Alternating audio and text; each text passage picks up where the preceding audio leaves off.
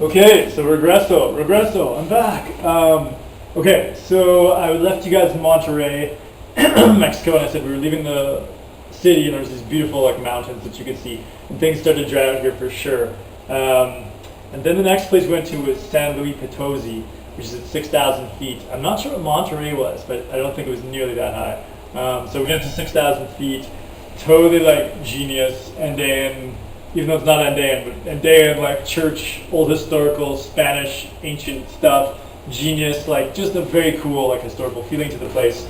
And we get there, we checked into a hotel, and we decided to go for a run, and we get totally lost. And it would have been way worse. We got to this park, and the park was just closing.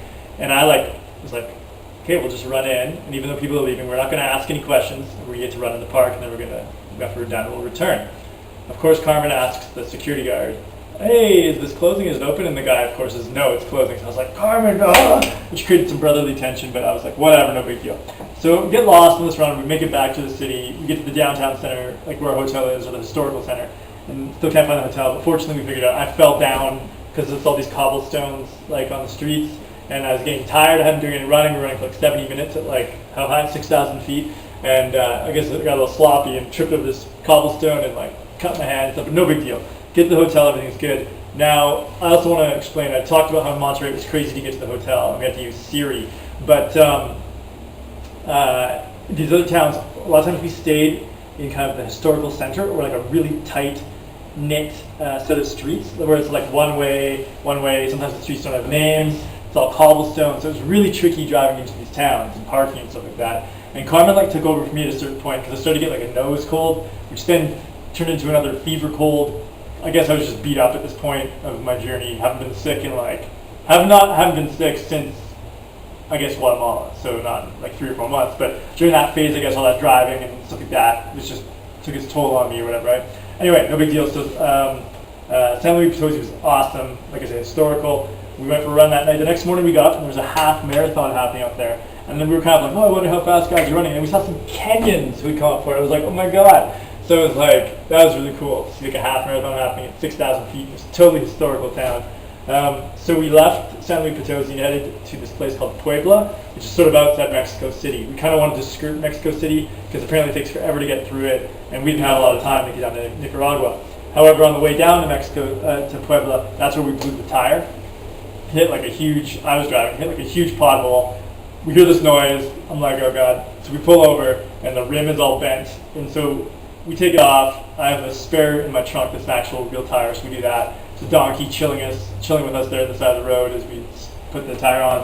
And then so we continue on, and then we kind of get lost because Mexico City is kind of confusing. And after we got lost this time, we realized don't pay any attention to the maps that we've saved as pictures for ourselves or anything like that.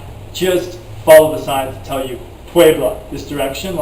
Don't worry about anything else. So it took us 9 hours to get to Puebla, I think. So we get there. And again, crazy to find a hotel, but we found it. Once again, went out for dinner, just like San Luis Potosi, but perhaps a little bigger, more churchy, and church-like historic. Very historical, awesome stuff happening there. We started to run into some signs of the people of the country being very upset about the 43 teachers that went missing.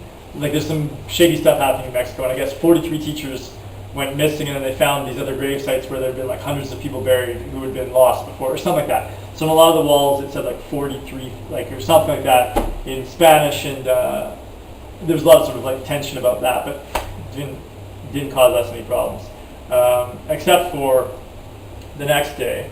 Perhaps not the next day, the day after that. I'll get to that. So we left Puebla in the morning, and we drove to Oaxaca, which is only at 5,200 feet. Puebla's at 7,000, and Oaxaca was getting more green and very, very touristy.